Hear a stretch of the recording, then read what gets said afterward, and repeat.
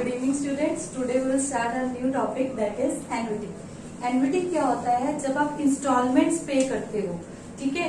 जैसे आपने आज इंस्टॉलमेंट पे की, आप एक मंथ के बाद फिर इंस्टॉलमेंट पे कर रहे हो, फिर नेक्स्ट मंथ इंस्टॉलमेंट पे कर रहे हो, तो वो आपका क्या होता है, एन्युटी का कंसेप्ट तभी एप्लीकेबल होता है।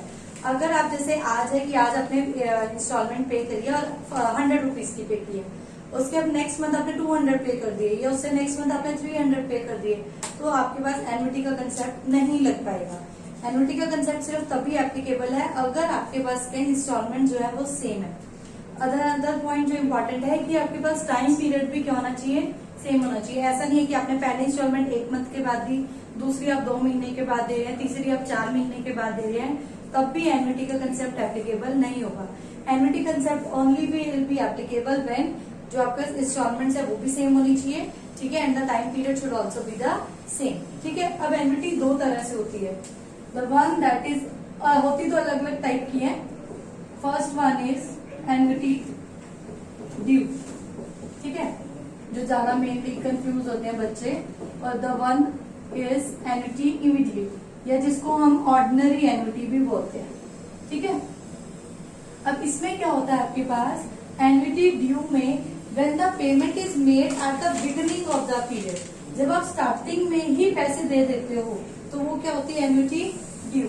और जब हम लास्ट में पैसे देते हैं तो आपके पास क्या होती है, एन्युटी इमीडिएट। जैसे फॉर सपोज ये है, आपने 0 1 2 3 4, ये आपका इनिशियल पीरियड है, मतलब जब आपने लाइक किसी से पैसे लिए या आपने किसी को पैसे दिए, when the payment is made at the beginning, ठीक है। आपने भी फर्स्ट ईयर आपका शुरू ही हुआ है, आपने पेमेंट कर दी, फिर आपका जब सेकंड ईयर शुरू हुआ आपने तब पेमेंट कर दी, जब आपका थर्ड ईयर स्टार्ट हुआ आपने तब पेमेंट कर दी, और जब फोर्थ ईयर आपका स्टार्ट हुआ है आपने तब पेमेंट कर दी। दैट मीन्स आपकी फर्स्ट पेमेंट जैसे अगर 1000 रुपीज की तो आपने यहाँ कर दी, ठीक है। ये दिस इज द जब आपका फर्स्ट ईयर बिगिनिंग हुआ है, दैट इज इनिशियल पीरियड, इसलिए इसको 0 लिखा है, ठीक है। ये आपका फर्स्ट ईयर बिल्कुल स्टार्ट ही हुआ है।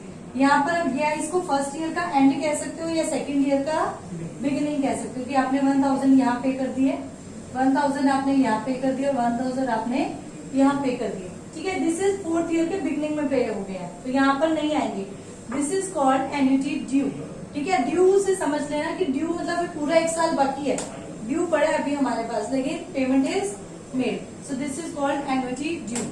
एन्युटी इमीडिएट या ऑर्डिनरी एन्युटी क्या होता है, when the payment is made at the end of the year, मतलब क्या है, अब आपके पास जब आप पेमेंट करोगे so it will be at the end of the year, मतलब यहाँ पे अब आपका फर्स्ट ईयर एंड हो जाएगा, you will make payment at this time, after that at this time, after that at this time। अब यहाँ पर क्या होगा आपके पास, जब आपके पास ये एंड हो जाएगा फोर्थ, तब आप क्या करोगे, पेमेंट को करोगे, ठीक है। So this is called annuity due and this is called annuity immediate. Clear हो गया यहाँ तक का, ठीक है। उसके बाद आपके पास नेक्स्ट आता है that is deferred annuity. Deferred annuity में क्या होता है आपके पास,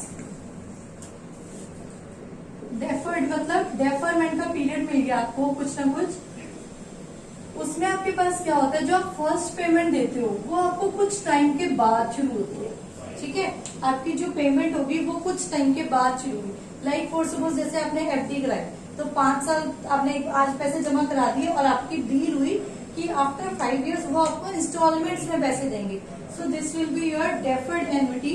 मतलब आपके पास पहले 2-4 साल जितना भी टाइम पीरियड है उसमें आपको कोई भी एन्युटी नहीं मिलेगी।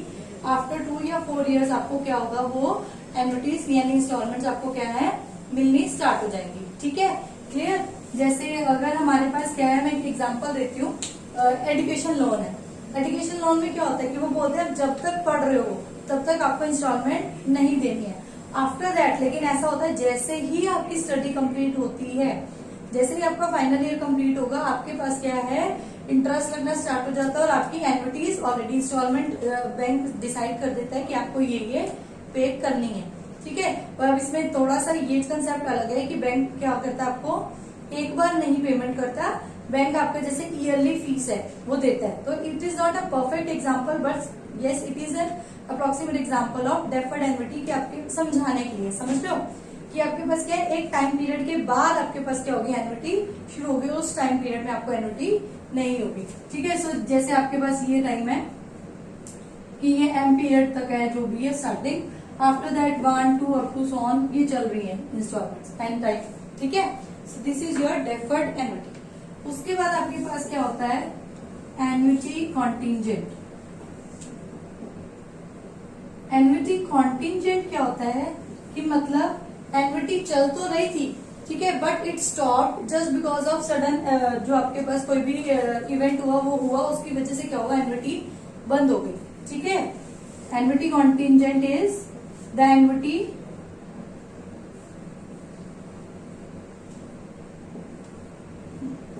which is stopped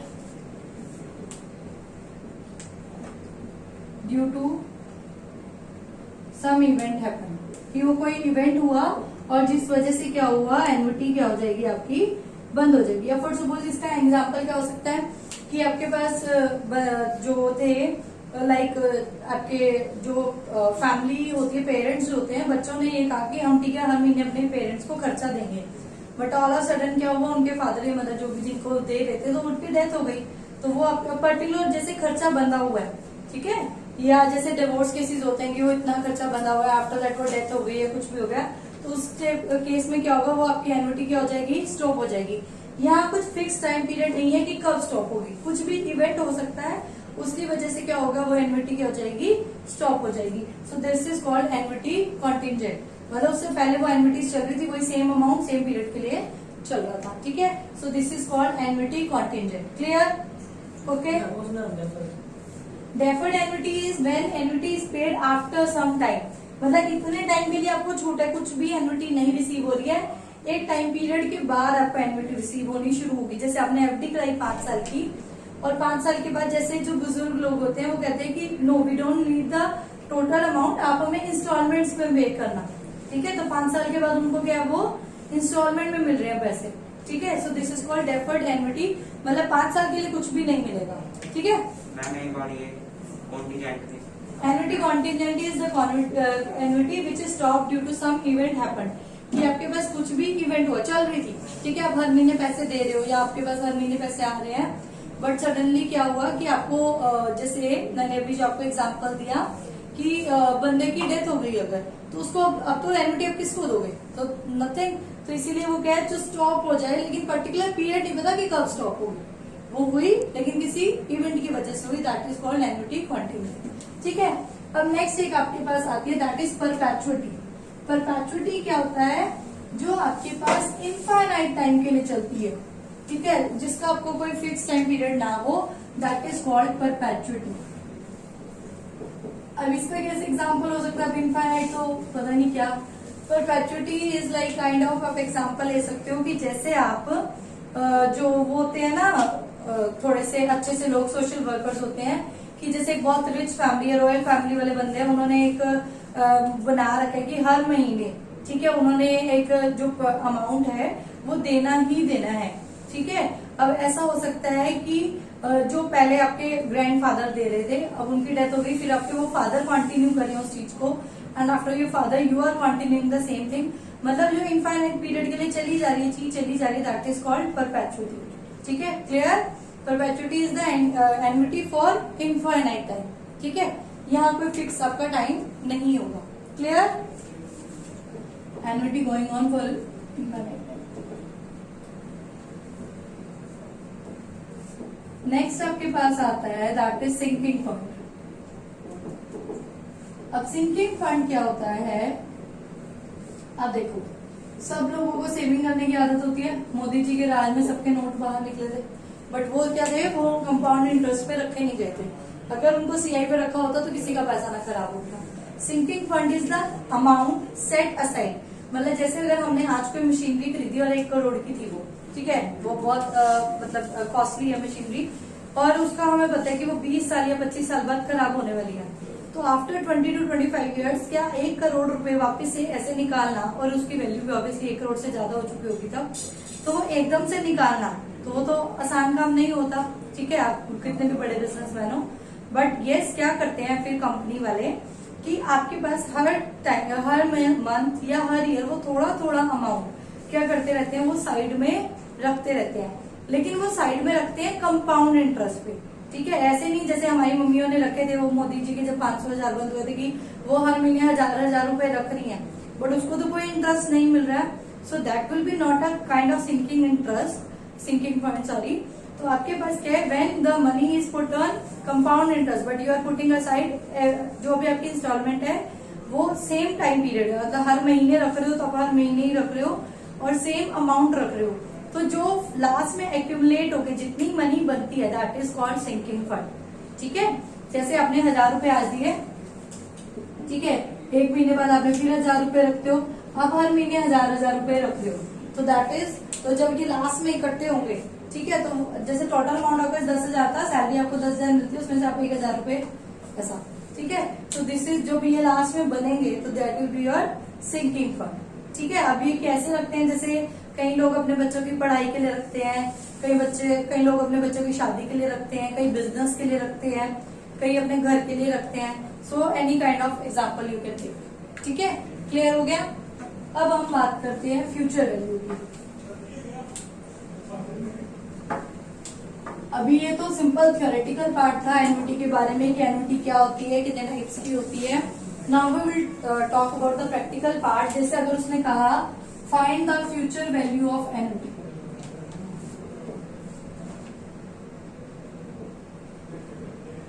future value of annuity, ठीक है, future value is kind of कि आप 1,000 रुपए आज जमा करा रहे हो, तो 4 साल के बाद, ठीक है, अगर मैं पूछूं 4 साल के बाद उसकी क्या वैल्यू होने वाली है, तो that is its future value. ठीक है, कंपाउंड इंटरेस्ट और एन्युटी में क्या फर्क था, कंपाउंड इंटरेस्ट में ऐसा होता अपने 1,000 रुपए आज दिए और आप सीधा 1,000 रुपए की वैल्यू पूछोगे 4 साल बाद क्या, बट इन दिस केस आप पहले साल 1,000 रुपए दिए, फिर आपने दूसरे साल 1,000 रुपए दिए, फिर आपने तीसरे साल 1,000 रुपए दिए, फिर आपने 4th ईयर 1,000 रुपए दिए, तो आपके पास क्या है, उसने 4 साल बाद पूछे कि वैल्यू क्या होगी, तो जो आपने पहले साल 1,000 दिए थे उसके ऊपर भी इंटरेस्ट लगाया वो 4 साल नहीं 3 साल, क्योंकि आपने पहले साल के अगर एंड में दिए तो वो 3 साल के लिए इंटरेस्ट लगा।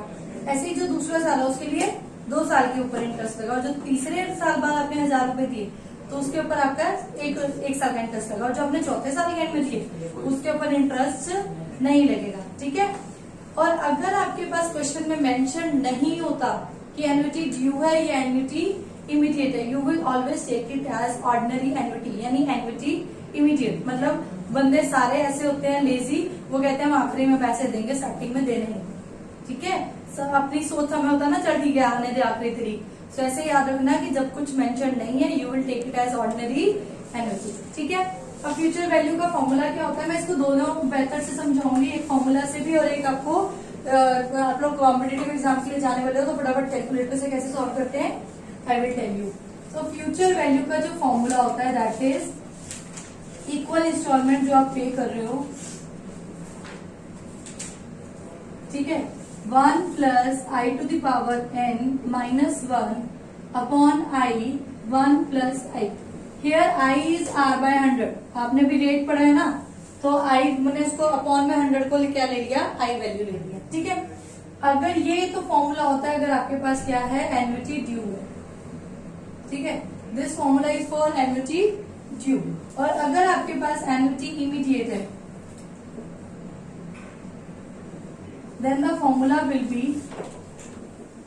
future value is equals to equal installment, और ये आपके पास कितना होगा 1 plus i to the power n minus 1, इसमें सिंपल अपॉन में सिर्फ आई होता है। ठीक है, एन्युटी ड्यू में आई अपॉन 1 प्लस आई और ऑर्डिनरी एन्युटी में ओनली आई होगा नीचे। ठीक है, this is the difference only. Clear? ठीक है, this is the formula of future value. Otherwise एक फॉर्मूला और भी होता है, वो भी समझाएंगे अभी क्या होता है, equal instalment into future value annuity factor, ये भी हम समझेंगे कि ये क्या होता है। ठीक है, क्लियर? अब एक क्वेश्चन पे मूव करते हैं। Find the future value of 5,000 for 4 years at 10%। और हाँ, एक और बात कि अगर आपके पास, ये ध्यान रखना कि अगर हाफ ईयरली है तो सेम जैसा हम सीआई में करते थे same is the process here. Half yearly है तो 2 से डिवाइड, क्वार्टरली है तो 4 से डिवाइड, मंथली है तो 12 से डिवाइड, और टाइम वही, अगर जो भी ईयर्स में दिया हुआ है, हाफ ईयर लिख ले 2 से मल्टीप्लाई, क्वार्टर लिख ले 4 से मल्टीप्लाई, और मंथ लिख लिए 12 से मल्टीप्लाई। ठीक है, अब लिखो find the future value of एनविटी 5,000 rupees at 10% per annum for 4 years। ठीक है, अब देखो जब मेंशन नहीं है so you will take it as ordinary annuity. Formula लगाओ, what will be 5,001 plus i कितना है देखो 10/100, इसकी पावर कितनी हो जाएगी 4 माइनस 1 4 साल है, अपॉन में आई विल बी योर 10/100, यही होगा। ठीक है, दिस विल बी 11/10 की power 4 minus 1 and this will be your 0.1। ठीक है, ये आपके पास कितना आएगा, इसको सॉल्व करना फटाफट से। How much value you will gate, this will be 1.1 की power 4, that means 1.21 into 1.21, okay, minus 1 upon में 0.1, so it will be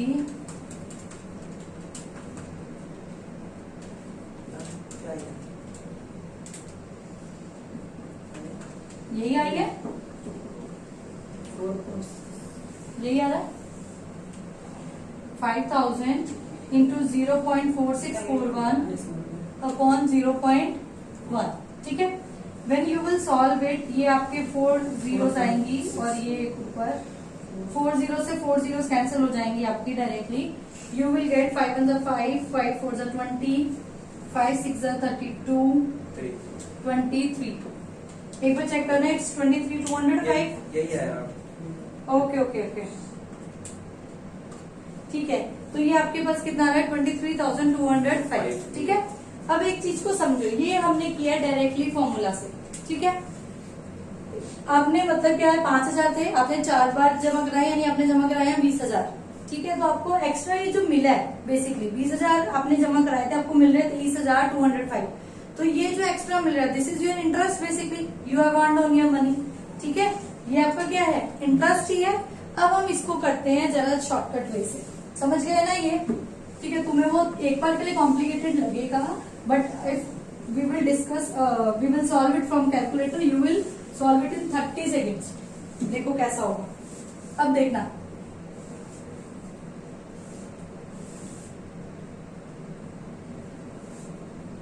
आपके पास क्या है कि आप एंड में दे रहे हो 5,000 यहाँ, 5,000 यहाँ, 5,000 यहाँ एंड 5,000 यहाँ। अब ध्यान से देखो, इसके ऊपर जो इंटरेस्ट लगेगा वो कितने टाइम के लिए लगना है वाला है 3 इयर्स के लिए। तो ये 3 साल बाद कितना हो जाएगा 5,001 plus R/100, R/100 was your 0.1, 10/100 0.1, और कितना इंटरेस्ट लगने वाला आपके पास 3।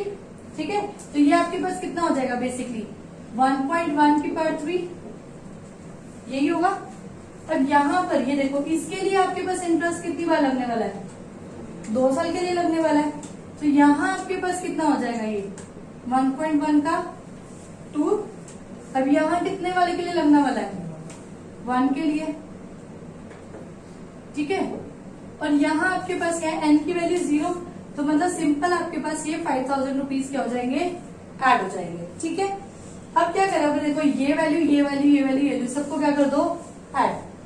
व्हेन यू विल ऐड, आपके पास क्या होगा देखो 5,000 1.1 का क्यूब प्लस 5,000 1.1 का square plus 5,000, this is your 1.1 plus your 5,000। ठीक है, अब देखो ये आएगा 5,000 कॉमन ले लिया, इधर से आएगा इट विल बी 1.331, इधर से क्या आएगा 1.21 प्लस 1.1, और इधर से आपके पास क्या आ जाएगा प्लस 1।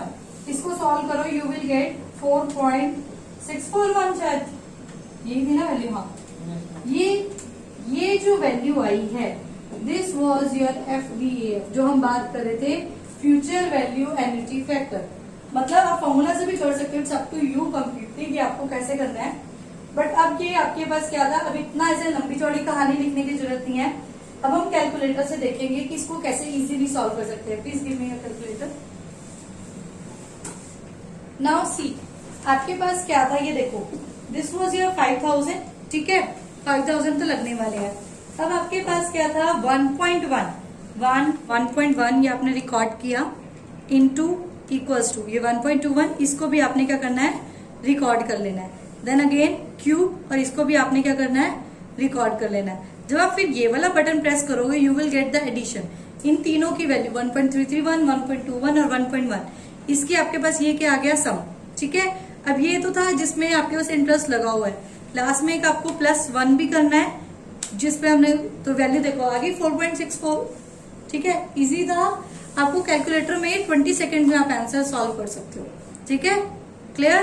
तो ये आपके लिए क्वेश्चंस थे जो हमने सॉल्व किया, दैट इज ऑर्डिनरी एन्युटी का क्वेश्चन है, ठीक है। अगर सेम यही आपका क्वेश्चन ऑर्डिनरी ड्यू में आता है then what you will do कि आपके पास जो फॉर्मूला होगा वो क्या होगा, आपके पास 1 + i⁻n -1/i 1 + i, ठीक है, ये होगा। अब देखो इतनी वैल्यू तो आप सॉल्व कर ही चुके हो, ये वाला सारा, ये 1 + i ऊपर चला जाएगा, this is the 4th number term. तो अगर हम इसको ऐसे लिखना चाहें ऐसे भी लिख सकते हैं ना इसको, 1 + i⁻n -1/i, और ये 1 + i को मैंने यहाँ लिख लिया, लिख सकते हैं। ये अभी पूरा सॉल्व करके आपके पास कितना आया था 23,205, इसको मल्टीप्लाई किससे कर लो 1 + i कितना था आपका 0.1, दैट मीन्स 1.1, आप इसको इससे मल्टीप्लाई कर लो, you will get the future value of annuity due, ठीक है, ओके, क्लियर। आई होप आप लोगों को क्लियर हो गया होगा। थैंक यू सो मच, और बाकी जो भी नेक्स्ट क्वेश्चन है हम नेक्स्ट वीडियो में करेंगे, ठीक है, थैंक यू।